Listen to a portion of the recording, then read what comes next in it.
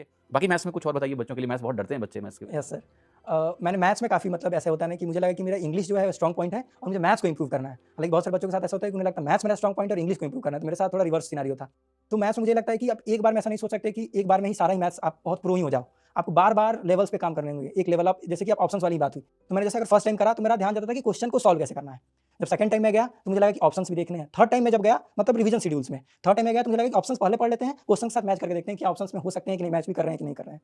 तो ऐसे होगा मतलब आपको मल्टीपल स्टेजेस पे लर्निंग आपकी जानी चाहिए। आप ये सोच रहे एक बार कर लिया किसी से कोर्स या फिर आप खुद से ही पढ़ लिया वहाँ पे रुक गए, तो आपको स्पीड वो नहीं बनेगी और आपको स्ट्रैटेजीज अलग-अलग बिट्स में रखनी है। आपको बेसिक्स आनी चाहिए, आपको ऑप्शन एलिमिनेशन आना चाहिए, आपको शॉर्ट ट्रिक्स भी आनी चाहिए और आपको एक्चुअल कांसेप्ट्स जो यूज़ हो रहे हैं क्वेश्चंस में या फिर जो उसकी बिल्कुल बेसिक्स है, धरातल से ही, सरफेस से, वो भी आपको आनी चाहिए अगर आपको बहुत अच्छे मार्क्स चाहिए तो। राइट। मैथ्स में नोट्स कैसे बनाने चाहिए? बच्चे पूछते हैं कि सर ये क्वेश्चंस नोट करें, सॉल्यूशन नोट करें या कैसे नोट्स बनाएँ? आप शुरुआती दौर पे क्योंकि फर्स्ट टाइम में दिमाग जो है उतना नहीं कैप्चर कर पाता है। तो अगर फर्स्ट गो में जा रहे हो तो धीरे जा रहे हो तो आप क्वेश्चंस भी नोट करो, उसके सॉल्यूशंस भी नोट करो, ठीक? मैं आगे आऊँगा तो मैं बताऊँगा कि डायरी ऑफ मिस्टेक्स कैसे बनाए जो मैंने करी थी, वो बहुत उसने हेल्प करी थी। तो क्वेश्चंस नोट करा, आंसर्स नोट करा। तो आंसर्स में केवल आंसर्स नहीं नोट करना है आपको। आपको ये देखना है कि आपने क्या सोचा था जो आंसर में नहीं है या आंसर में क्या ज़्यादा है या क्या कम है और उसको भी लिखो। जैसे मैंने क्या होता था कि कोई क्वेश्चन आ गया जहाँ पे मुझे दिख नहीं रहा कि x + y का होल क्यूब लगना है।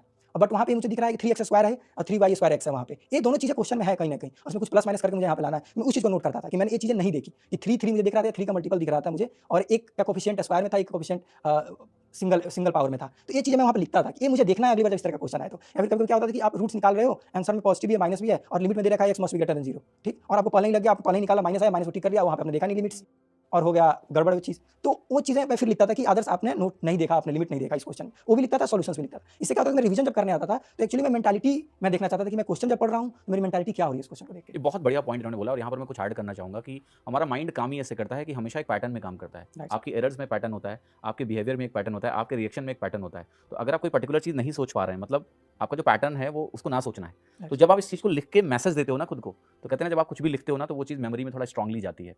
वो मैसेज पावरफुल होता है कि ये हमने नहीं सोचा, ये सोचना था और नेक्स्ट टाइम जब आप ऐसी सिचुएशन में आते हो तो आपका दिमाग इस एक्सपीरियंस की वजह से बेहतर रिएक्ट करता है। तो ये बहुत इंपॉर्टेंट है कि उसको कॉन्शियसली आप नोट कर रहे हैं एक जगह और जिससे वो प्रोसेस आपके अंदर सेट हो रहा है कि अगली बार आप ऐसा नहीं करोगे और ये बहुत अच्छी चीज़ आपने बताई है। फॉर्मूला की लिस्ट वगैरह भी बनाई थी मैथ्स में आपने? हाँ, मैंने फ़ॉर्मूले के लिए अलग नोटबुक बनाई थी। एक चीज़ मैं सर और ऐड करना चाहूँगा जैसे कि एक मैं हमेशा भूल जा रहा था ये कि if number of equations are less than number of variables, ठीक? तो आप एक जो भी एक्स्ट्रा वेरिएबल है उसको आप कुछ भी मान सकते मान हो, लो गिवन लिमिट्स क्या है। तो इस चीज़ को मैंने लिख लिया था और जब भी मॉक देने जाता था मैं पहले याद ये कर कब लेता था। पता चला आपको पहली बार?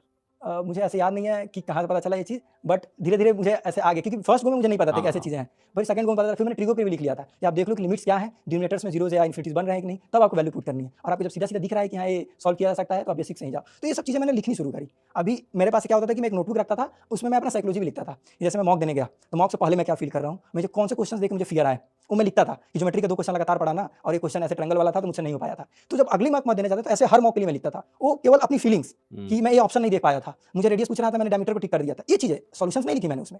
जो चीज़ें मैंने गलतियाँ करी उसको लिखी बहुत मैं। अच्छी बात है। खुद को जान लेना ही सबसे मतलब बड़ा सुधार है, इंट्रोस्पेक्शन मैं आपको टाइप्स। बता रहा हूँ। बात बोलिए था कि if you know yourself fully तो जो करेक्शन प्रोसेस है वो अपने आप सेट होता है। तो ये बहुत अच्छी बात है कि आप उसको लिख रहे हो, बता रहे हो, अपने आप को मैसेज दे रहे हो। मुझे बहुत अच्छा और यूनिक लगा ये चीज़।